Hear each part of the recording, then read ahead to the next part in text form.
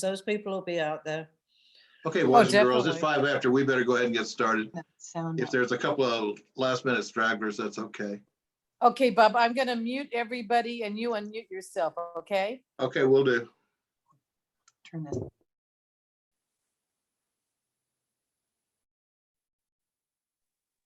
Okay, let's get started.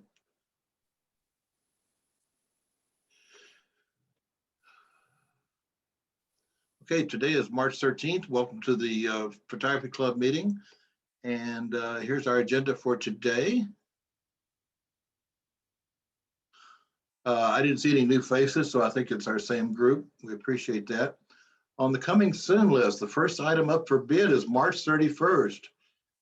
I was sad to hear that we only had 3 people have sent in their 2 truths and a lie so far. Only 3 people, and I'm one of them, and Diane's the other one. So we got a ways to go, folks. This is going to be a major part of our end of season gathering. So please, in fact, I'll put out a few suggestions for you to help grease the skids. Okay, I'll get you some suggestions, and I really want to make this thing a fun part of the event on April 3rd. And then April 3rd, of course, is the end of season gathering. Woohoo! And hopefully it'll be the end of our Zoom sessions, we hope. October 16th will be our welcome back in person, live from Mesa, Arizona. At least that's our goal. Okay, now showing. You got the monthly challenge is still going. Landscape, maximum of 3 photos by March 31st. We only have 2 entries so far. I'm dumbfounded because we all have landscapes. We all have thousands of landscapes. If you don't have landscapes, go out and shoot some. There's a little bit of breathing room to get out of your house now. But if you want to earn a gold star for the month of March, you need to get either 1, 2, or 3 prints in the lockbox by March 31st. There's no shame in just submitting 1 or 2, but the max is 3. So please work on that. Today's weekly challenge is candy. I was kind of surprised. I thought that would be like an easy one, but apparently it was a hard one because we didn't have that much turned in. But so that'll go rather quickly today. Next week. You say something, Dan? Oh yeah. Thank you.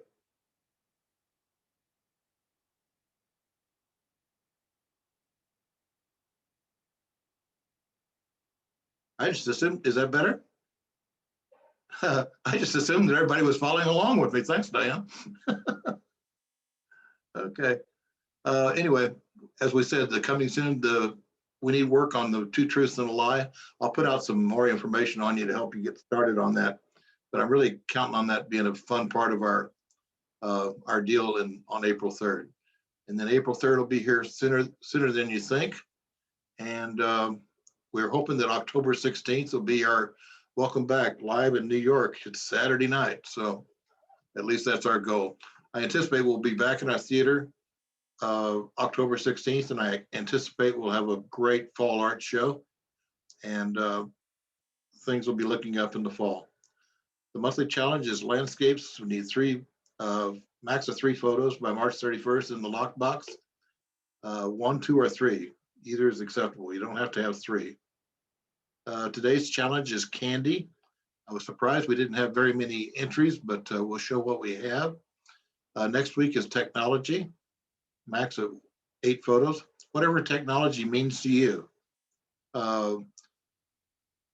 It could be a picture of a camera. It could be a picture of a computer. It's, you know, whatever strikes you as technology. It could be a marvelously built bridge, you know, technology, anything that technology brings to mind. Wavy lines, that's easy, particularly on a Saturday night, if you're not careful. Okay, and then we have 3 lessons left on our National Geographic series. Today we're going to see black and white. Next week will be photos from above. Remember, that's going to be like a perspective situation where you're trying to get above so you get a different view. And then the last one should be a lot of interest. to all of you is smartphone photography. And then we'll have our after meeting fellowship led by Diane. And there's where we are. As you can see, we're running out of season. So, all right. Can you still see my screen? Okay. Okay, can you see Faststone now?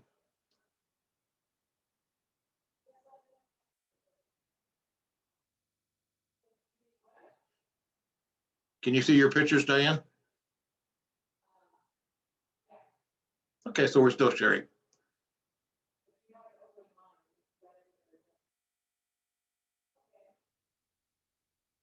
All right, here I am. There you go. That's called naked peanut butter. It's a pretty big jar, and you can do a lot with it, including making desserts, candy, whatever. It's not the best, but it's very low calories, and it does give you a sense of a treat. Next. Oh, that was the candy thing in Glendale, Arizona. They do it every year, except last year. It's a big candy factory out there. It's kind of fun. This is Bob taking pictures at the candy show. It doesn't look like Bob needs any candy. Oh, this is the free samples we got at the candy show. And this, I'm hoping it was a farmer's market in LA, but I'm not sure. I think But it is. These are very fancy candied apples. And this, I'm trying to remember where this was now. It showed on the original pictures, but just a dessert tray, but I just. Oh, that's at Rancho Caballeros. That was our Mother's Day, the big buffet there. Yeah. Yeah. Oh, this is it doesn't look like candy, but it is. It's our favorite kettle corn. And what is it called? Cactus? Yes, Cactus Kettle Corn Company. And we do it for every single baseball game, which we are doing now. And this is a little pillow I have. I didn't make this, but. Excellent. Thanks, Diane. Thank you, Diane. Okay. Very good. You're welcome.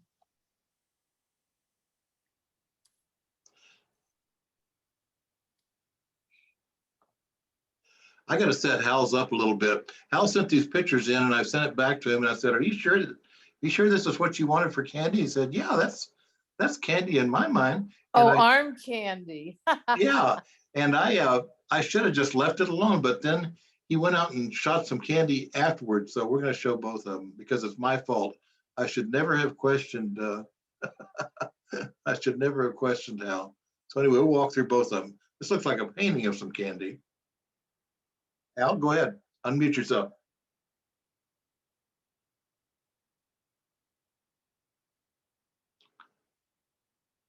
Think of something that makes that's really sweet, something that's really like candy. There you go. So that's a kind of an abstract of a bird flying. So that's my candy there for my art. And the next one is now, and I think of when I'm taking photography pictures, I love to go to festivals and anything that there are bright colors and stuff and costumes, like parades. And this was the Indian festival up here on Sammamish. And of course, there are pretty girls in there too. So that's called eye candy. Yeah, that's right. And this is for my birthday. They gave my daughter-in-law. She had a party for me, and she made this cheesecake that she makes, and oh, it is so good. It is amazing. And this is my granddaughter all grown up, and her name is June. They changed their names. So I like their original names. They were Swedish. But anyway, that it was fun because so it was like candy because, I taught them how to paint down there or I was giving them a lesson. It was really fun for me and they do quite well. And this one here is their new dog. I don't remember what the name of it is. Do you? No. But she is so ugly. She's cute. It's kind of like candy. I love dogs. And this is my nephew's son, Dylan, and he's a country western singer. So he's like candy in the family. That's for sure. And this is Val and I at an Easter party. There's a lot of candy there. Somebody's had a little too much carrot juice.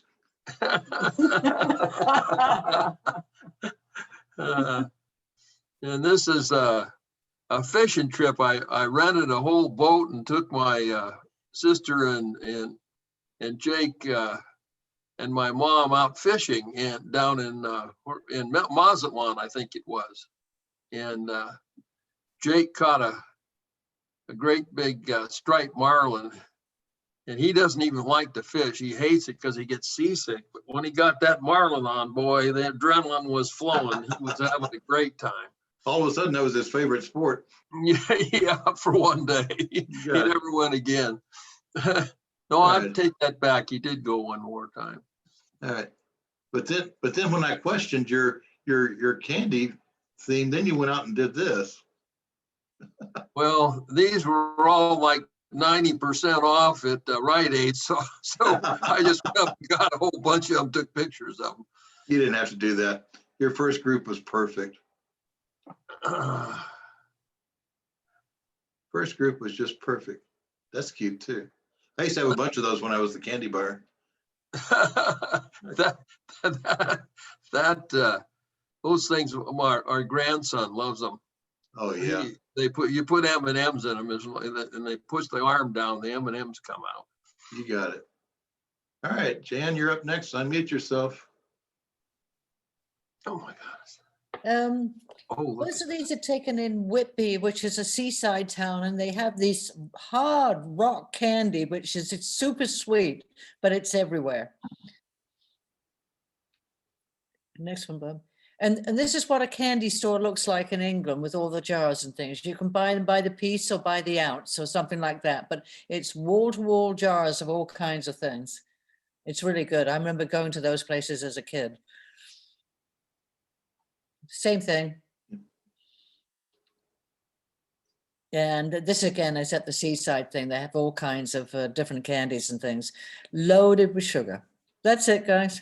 Very nice. Thank you, Jen. And then last but not least, I'll go. This is Mr. Fudge. He had a booth at the Glendale Festival that we went to. And this was from the Cerritos candy manufacturing store that we visited. Same thing here.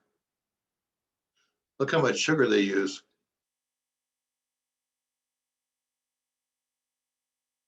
There's the candy just pouring off the line. This is Hershey, Pennsylvania. At the Hershey factory. We were there for on our baseball tour. It included part of Pennsylvania. Like slot machines. Get your favorite by the pound. Amazing candy machine. And if you like Reese's, you're in the right place. That's all I had. I guess that candy was a tough topic. I was a little surprised to see how few we had, but some are easier than others. So, Bob, yes. when you talk about the baseball tour, is that just you and Diane, or are you on a? Oh, it's a tour we took a couple of years ago. I don't want to take the group's time with it. It was Okay. It was a tour that we we went to, I think it was 12 stadiums nationwide and 13 or 14 games. And it was like a trip of a lifetime. It was a guided bus tour. It was wonderful. It was a great trip. But I don't want to take the group's time with it. Okay, please send me the info for friends. Thank you. Sure, I can do that. Okay, let's do our lesson and then we can visit. Hang on just a second. Once again, I'll send you some tips on writing those two truths and a lie. But I want you guys to really get on board with this thing. Okay, I want to make that a nice portion of our gathering on the 3rd. So put your thinking caps on, and I'll put out some tips to help you out with it.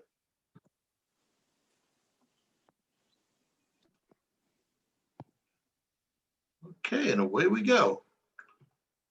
Did I mute everybody or not?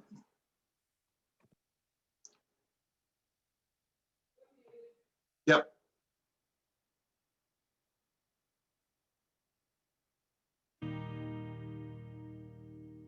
You know, it's been many years since I worked for newspapers, but all I shot back then was black and white. So this course has given me an opportunity to fall in love with black and white all over again. You know, what's amazing about it is it's like going to the moon in a way. I could look at everything I've shot in color up to this point and think, how would it look in black and white? It would look completely different, wouldn't it? And you know, the other wonderful thing is that black and white looks good in just about any light. That is so freeing and a chance to do things we would never dream of in color. All right, so let's call this lecture Light is Light in Black and White. What I mean by that is, I don't think black and white, when you're shooting in monochrome on your camera, I don't think it cares about the quality or the color of light as much as we think. You know, most of us walk around, we see in color, we shoot in color. When we go to black and white, it's an entirely different realm, and the same rules don't apply to us. So we have a little example right here that I think illustrates that pretty well. We have our 3 models, and they are each in a grid spot or a spot of light. They have varying intensities. We've got different patterns in these grids to tighten the beam and widen the beam. Okay, so they're standing there. And when I shoot this in color, I'm going to set this now. All right, when I shoot this in color, I'm going to first shoot with my flash on. These are all on flash heads. This is going to give me a pure white light. Here we go. Yep, looks fine, very kind of interesting. The grids are creating different shadows, but I'm looking at the color and quality of light. That looks like great light. White light source here, beaming down very intensely, lots of depth of field, right? 250th of a second, f14. Now I'm going to adjust this puppy, and I'm going to kick the flash off, and I'm going to crank the ISO way up from 200. Let's go to 2000 just for fun. Stick it at f14, and we're going to slow the shutter down to get it. We're going to slow the shutter down to 100th of a second, and all right. So this is in color now, in color. With the flashes, very white. With the modeling lights, just this weak light that we use just to focus with, very warm, tungsten source. Very, very drastically different in how they appear. Now, this is where it gets fun. This is where it gets interesting. Okay, I'm going to set what I call my picture control here to monochrome or black and white. And I'm going to do the same thing. I'm going to turn these flashes on. I'm going to go back to 200 ISO. There we go. F14. Here we go. Same thing. All right. That looks good. Looks really good. All right. So this is with the flash, a white light source in black and white. It looks good. Very, I don't know, old-timey looking. Now what are we going to do? This is the fun part. We're going to shut off our radio trigger. You remember how yellow these lights looked when we didn't use flash? Just the tungsten modeling light, rich and yellow, as if they're sitting around a fire, but not a very good looking fire. So the light's very dirty looking to me. And I'm going to do the same thing. F14. Here we go. Crank that ISO.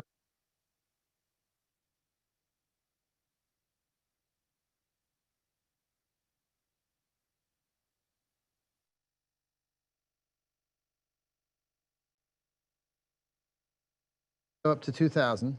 Same way as before. And I'm gonna shoot this. How about that? No difference. No difference at all. We had the worst looking junky light coming out of these modeling lights. And we have the best light money can buy, these flashes that are high power coming through these grids. In black and white, no difference at all. Black and white doesn't care about the color of light. It doesn't really care about the quality of light in a way. It does to a degree, you know, in terms of whether you're shooting at sunrise, sunset, middle of the day, we get a lot of shadows. But with black and white, it's so much more forgiving.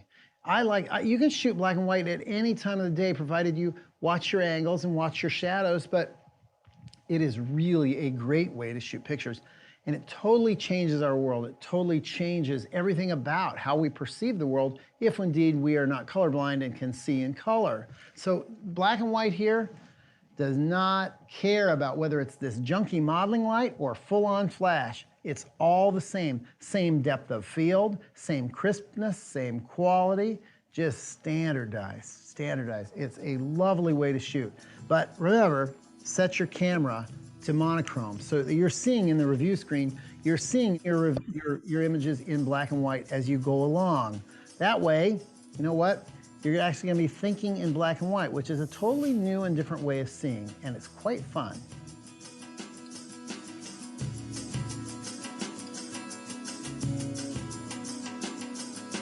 So we had some fun in the studio. That was pretty interesting. Now let's see how black and white does outside. Let's go to an old grove of trees in fairly strong light with really bright colors and see how black and white handles that. You know, super harsh light is a time to celebrate black and white. Why do I say that? Well, for some reason, black and white is a lot more forgiving in tough light, even with shadows. It's more about reflectivity. Obviously, it has nothing to do with color. And we're gonna try that now with 4 young ladies in red dresses.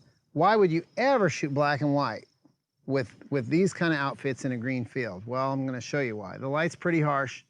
We've got shadows created by the brow here. We've got shadows under the neck. And when I'm shooting this in color, well, it's harsh, it's harsh. There's good color here, but I'm thinking about the shadows. And I'm also gonna think about composition first. If I'm standing here, their heads are slightly below the horizon. If I get down low, we've got a tree limb coming up in their heads. It's gonna take a crouching position to put them right in the middle of that blue sky. But I'm not thinking about blue even, because I'm going to black and white. When I shoot black and white, I set my camera on monochrome. You know, the thing is, this is gonna shoot a raw file that's color, but I wanna see the JPEG on the back of the camera. I wanna see that in black and white because I wanna start thinking in black and white. It's a different mindset. It really is. I don't know why that is, but it just looks like another world. So here we go. Just look right here at me. We're watching that tree limb in the background.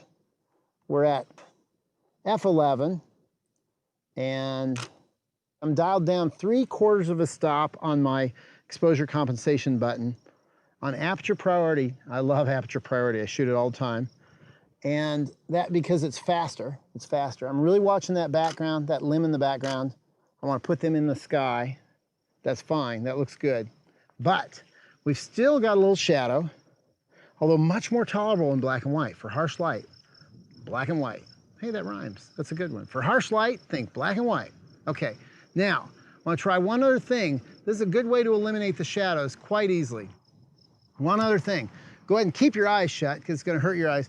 Look up into the sun. Turn your heads. Oh, the shadows went away except for under their chins, but now their faces are completely illuminated.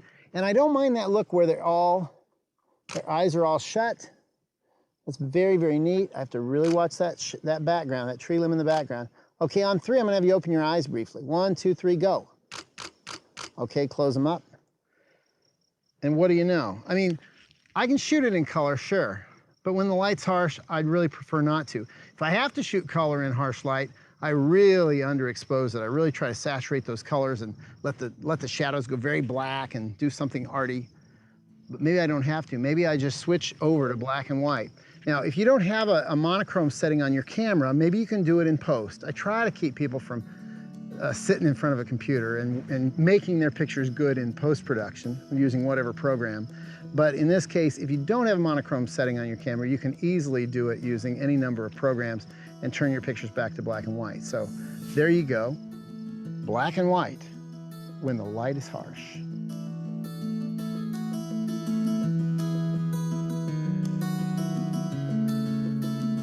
So why go with black and white? Well, sometimes it just helps you cut to the chase.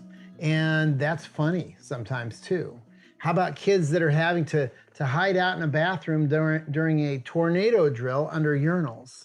It's kind of a weird thing, but humorous to me anyway. Could be a shot of a policeman that's just been sideswiped by a car. That guy that was driving the other car, he's not gonna have a very good day. Or maybe it's this. This was an illustration I did years ago on the fear of flying. That's my pharmacist at the time, Bill, and he hated to fly actually, and we've got him being drug out to an airplane. And what I loved about it is the director of photography at the time was along with me. He said, you know what would really show up well and make this work? He ran and got a piece of charcoal somewhere. We made 2 charcoal lines coming off the heels of his shoes to make it look like he was really being drugged. And that totally made the picture, I thought. So black and white is a great way, not a good way, but a great way of really getting to the essence of a subject and saying what you need to say very, very quickly. You know, I used to look at light a little differently in the middle of the day. I figured harsh light, I'm just gonna take the time off, sleep, I don't know, research. If I was out on assignment, I'd be going on to do something different. Just maybe get ready for the day ahead or the evening. But now I see harsh light is very usable when I'm shooting in black and white. If I'm working in black and white, I realize that even the worst light of the day has value and it can often be beautiful. So we're just past lunchtime, basically, out here in a farm field in eastern Nebraska. And I've got this old pickup truck sitting out here on a rise in the middle of the cornfield. And it's pretty thoroughly beat up, but there's a lot of beauty here. It's a very interesting truck. And I walked around it and shot it from all angles and like this angle the best, just because what light I have, even though it's very hot and overhead, it is gracing the truck. It looks pretty good. I think that I can make it look a little better by going inside the cab where it's really old and beat up and the light won't be as harsh. I look in there, it's okay. You know what it needs to me?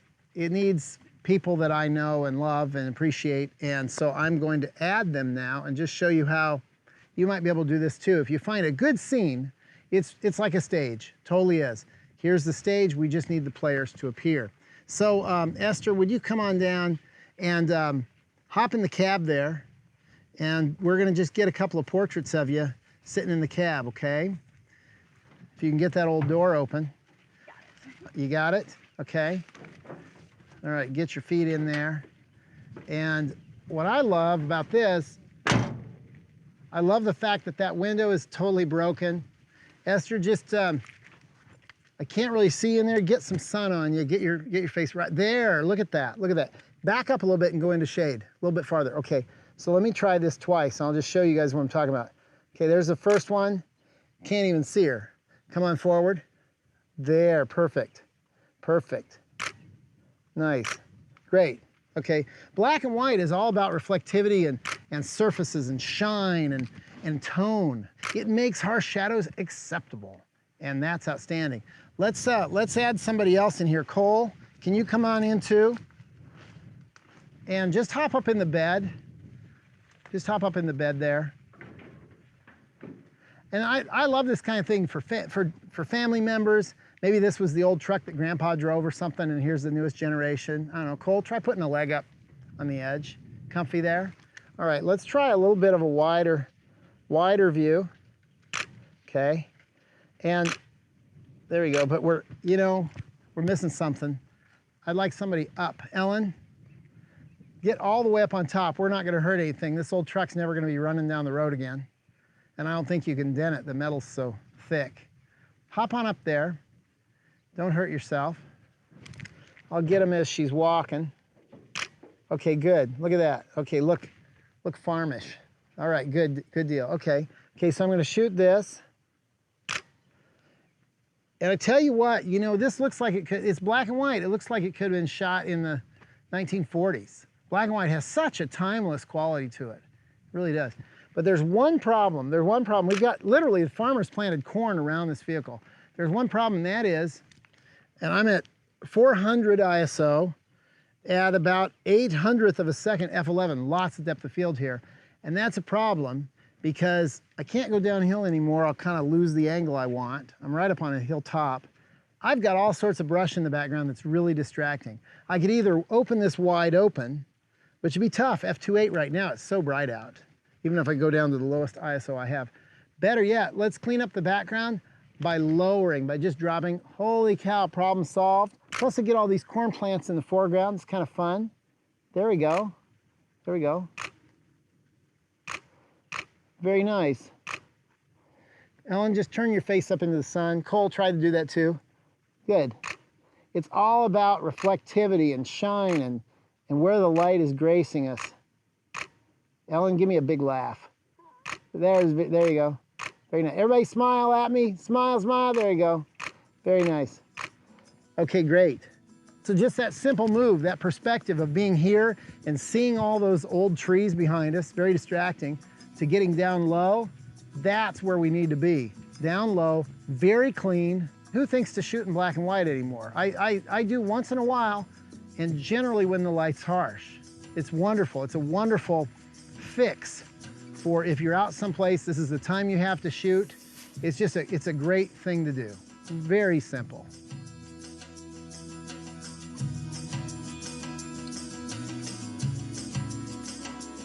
Well, I shot a little bit of black and white stock, some scenarios, some storytelling before the Great Courses film crew arrived, just because I wanted to have a little fun with it, play around with black and white. Again, black and white's a way of getting to the essence of something, and the reflectivity of skin allows us to move back, and they still read very, very well. It's completely different than seeing in color, and there's no nudity. It's just the implication of Adam and Eve in the forest. And the dappled light, middle of the day, it doesn't matter. Black and white can just about handle anything. Love it. Just love it. Let's go to a different scenario. We took Andrew out to a farmhouse with another model, Nikki, and we just tried to play off what's it look like in color, what's it look like in black and white, just to show you guys the two things. So here they are. We've got the Victorian era portrait in the middle. I think it looks better in black and white. I really do. It's a pretty monochromatic scene anyway. The red in her robe is about the only real color there.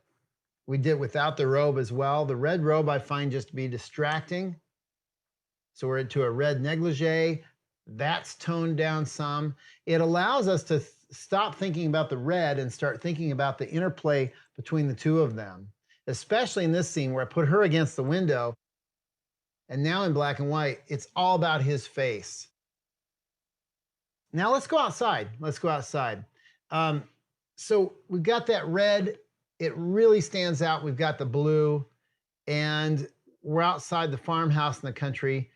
I don't want it to be about the red robe. I want it to be about their relationship. I want this to look like a drama right out of the 50s or something. And it's good. We've got the old dead tree. We've got some concern here. Is their relationship falling apart?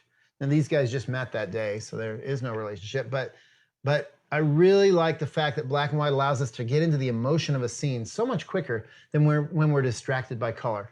Again, she's pretending to be, I don't know, maybe their marriage is falling apart or something. Black and white, boy, it just reads instantly. Instantly it reads. Same way here.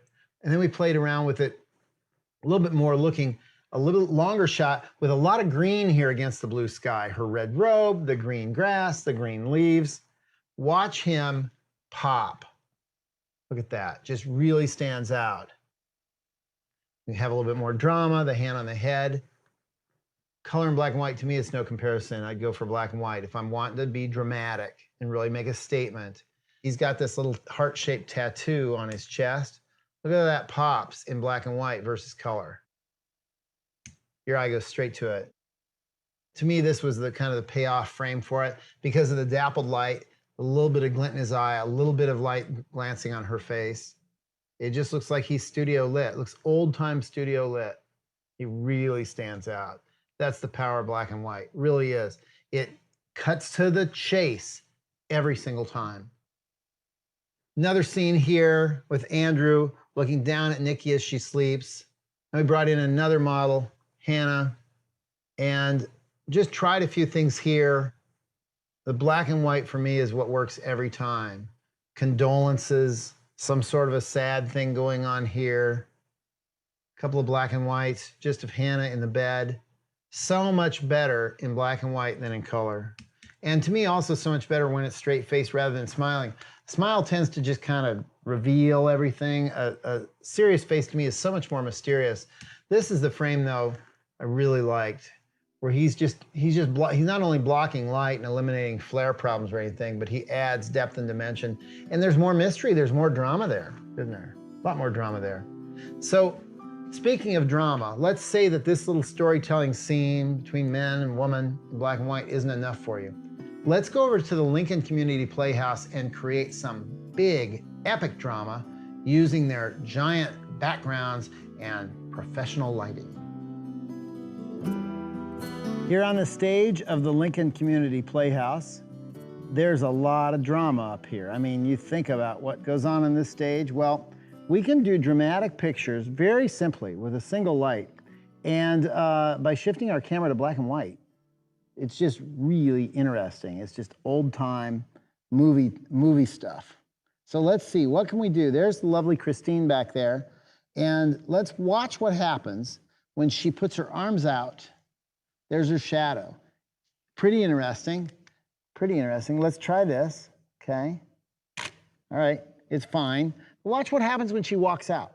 Walk out a little bit. Watch that shadow. Watch the shadow. I'm gonna have her hold hands with her own shadow. Here we go, here we go, here we go. A little bit farther, a little bit farther. Good, right there, right there. Okay, so now she's holding hands with her shadow. All that we did, this might be better if I actually lay down so that we get more of her up against that white screen and less floor. There we go. All she did was walk forward. Let's watch what happens with that shadow when she comes all the way forward. Go ahead, keep coming. Her shadow gets bigger and it moves off stage. That's no good, and she's out of light. So go all the way back, all the way back. Very nice, very nice. Great, perfect, okay. Now, lovely. Now we want to try something with multiple shadows, don't we? Let's bring everybody out on stage one at a time. Let's put Christina back where she goes, all the way back. And we're gonna bring my nephew Sam out here. Come on out, Sam.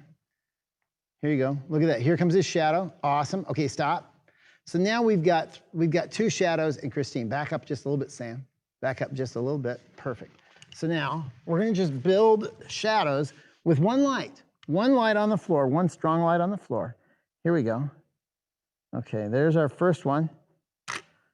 All right, there we go. Jessica, come on out.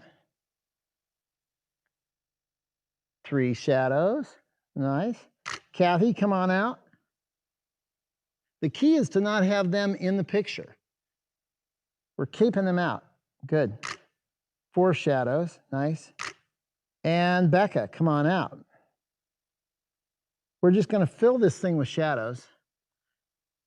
Here she goes, keep going, keep going, keep going. And look at that. So none of them are in there, just their shadows. Lots of fun. But now what do we have them do? I think we have them wave. Everybody, including Christine, wave. Very nice. Isn't that cute? Very simple, very simple. Okay, everybody leave but for Sam and Becca. And do the creep. Look like a creeper. And then look scared, look plenty scared. Okay, very nice. Very fun. Becca, get in a little closer. Nice. And Becca, lower your arm like you're really going to grab her. Oh, this is acting at its finest. Look at this. Sam, back up a little bit. Your shadow's crossing in here. Back up a little bit more. A little bit more. A little bit more. Let me get a good scream or something, Christine. Oh, nice. That's it. That's it. Perfect.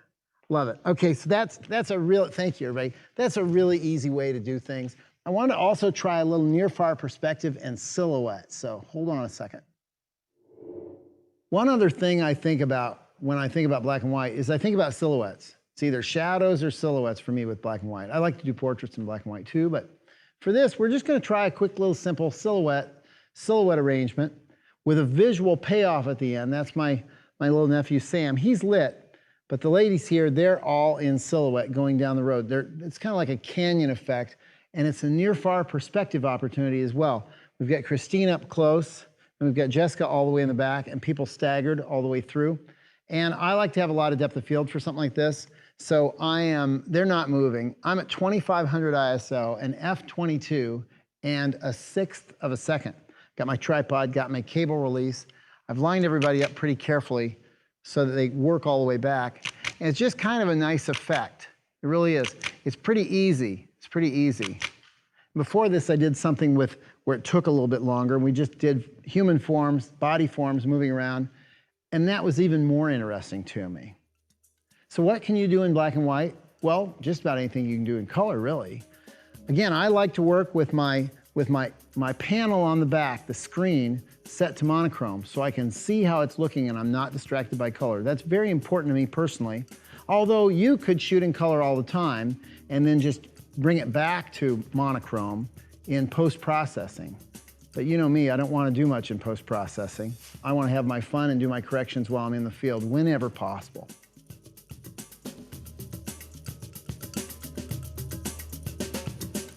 Well, let's critique this then.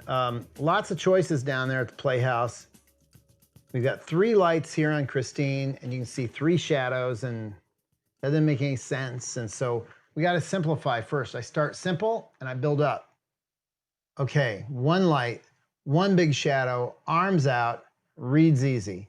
It's a woman and it's a white wall and 1 light, and that's it. Now, if we want a little bit more emotion, she puts her hands forward.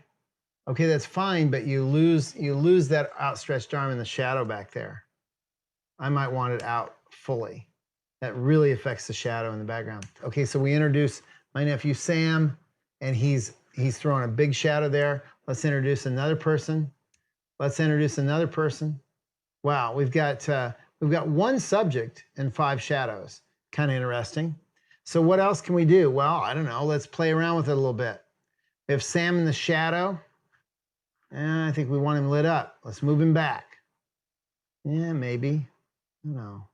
Waving looks kind of cheesy, but it gets us more things up into the air. Still missing having something up above. He's looking up into the light a little bit better there. A lot of dead space in that frame though. Let's try setting him back, putting him in a line again and throwing those shadows out again where she's waving into everybody else's shadows. Maybe less cheesy. A little bit more subdued there, a little less harsh. Angle's a little different. Maybe. She really stands out well there. There she's up against a shadow. I don't think that works as well. It's not quite as clean. We're goofing around now. Boxing, pretending to box, shadow box, if you will. Scary people grabbing at her and she's faking being scared. Maybe. I think there's more we can do. When we start doing these figures moving around in full silhouette with him back there lit, there's something nagging at me the whole time I was shooting. And it's that the bottom half of the frame, not half, but the bottom full third is dark. And this could really be a lot better. So I start cheating it upward, getting higher and higher and higher. That's really what I wanted to get at. I kept thinking, I need to go up where the light is. I know the temptation is to shoot all the way to the floor, but we're talking about silhouettes. Really, the only person we need to make sure we have their feet on is Sam, the kid in the back. You can't crop his feet out, but I think we could crop other people's feet out. So I keep playing with that, working towards it, getting closer, getting closer. Kathy's arms go way up into the frame just to get us something up into that part of the frame. We move Sam forward. It's all process, and I'm just winging it, just trying to see what feels right. And at the time I'm shooting at you guys, I don't even know why I think it feels right. I just think, okay, we're getting there. This feels better. More of the frame is taken. I'm not wasting my time with a lot of dark space. It's a big mistake a lot of people think about, don't think about, is everything in the frame working for them? No dead space unless it's intentional, unless you want it, not because you just didn't think about it. Now we're talking. We're in close. This is better, isn't it? We're in close. We're to the bottom where Sam's feet are. We've got good, strong silhouettes here. And maybe this is a little bit better, but I liked Christine really bent in. I like the arms up into the sky. These poses are good. maybe it's something like that. That's where I ended up landing. I had Sam's face up into the light, but it was, I don't know. I like the mystery about him. He carries a bit of a silhouette too with his face down from the light. The figures are all good. This could stand to be cropped in a little bit, I think, off the right side and down from the top, make it a little bit tighter. I don't even like cropping my pictures that much just because I want to shoot it right in the camera. It's not that I'm some prima donna. I just want to get it right in the camera so I don't have to crop. Cropping takes time even. So this is probably where I'd end up, I think. Real good figures here, at least good for what we're doing. Sam looks fine. I'm not seeing his face with a smile on it because he thought the whole thing was quite humorous. And so that kind of gives away some of the mystery. And I think for what we're doing here, that's good. That'll work. That gets it done. So to kind of sum up black and white, you know what I'm going to say. It's mysterious. It adds drama, and it's a completely new way of seeing the entire planet. It works in jungles, it works in cities, it works in every light imaginable, and it is something you should do. Try it, you will like it.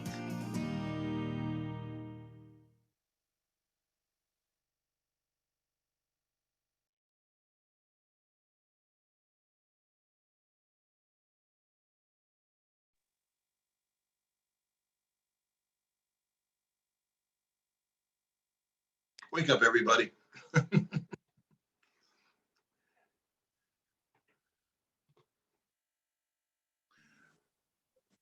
Okay.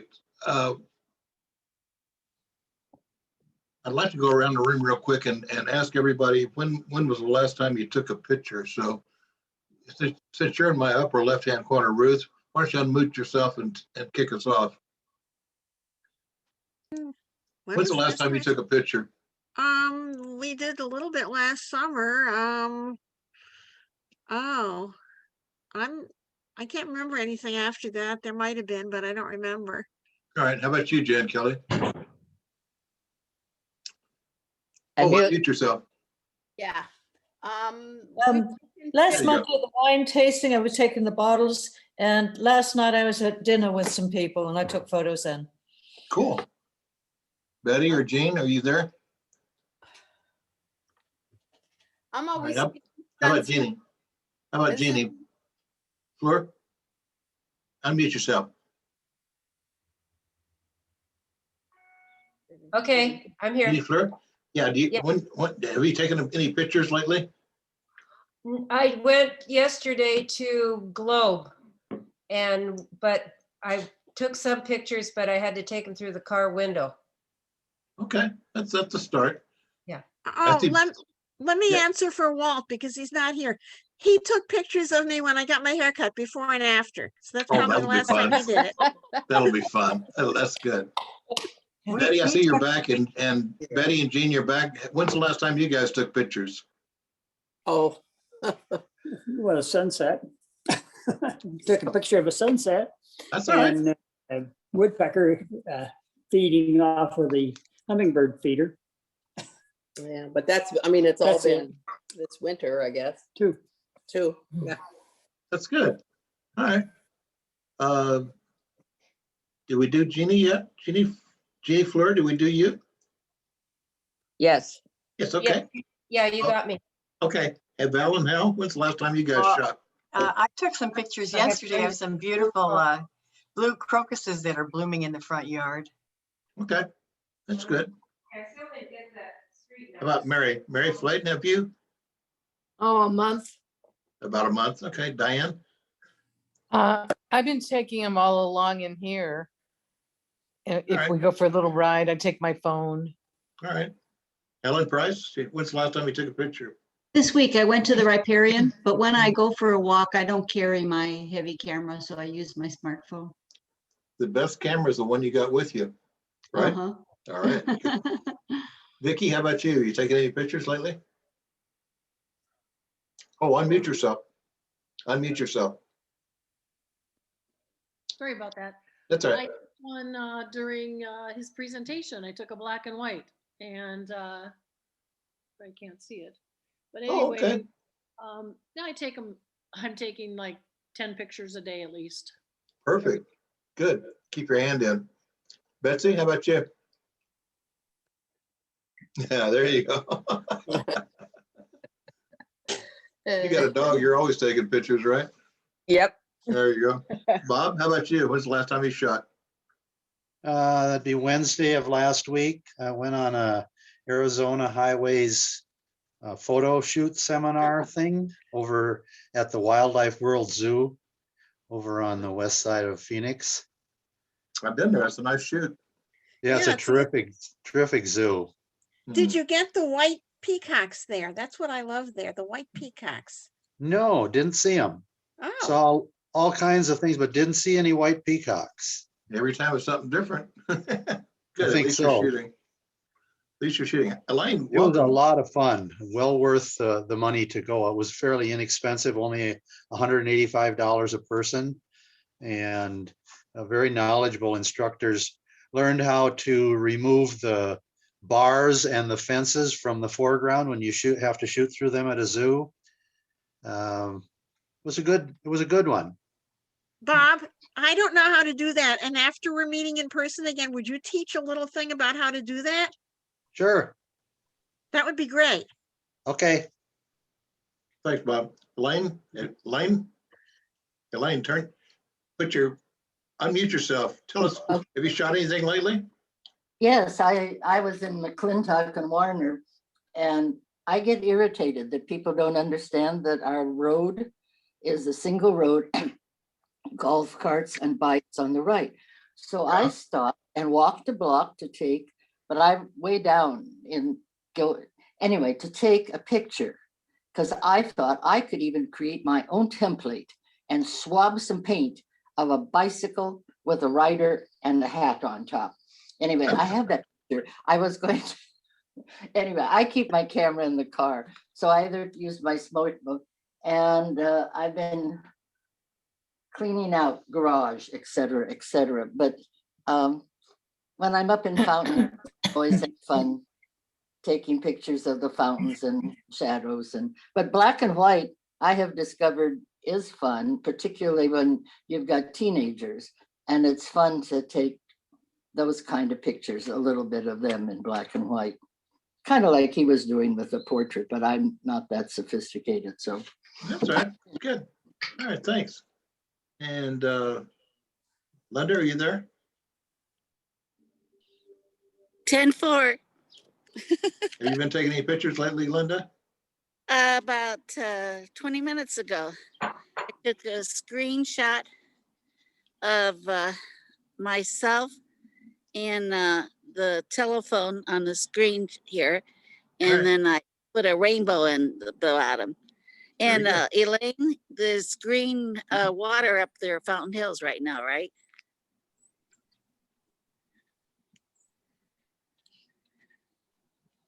Oh, I mean, yes, Linda, it turns in, it's not yet, of course. Oh, for St. Patrick's Day. No, it's not yet.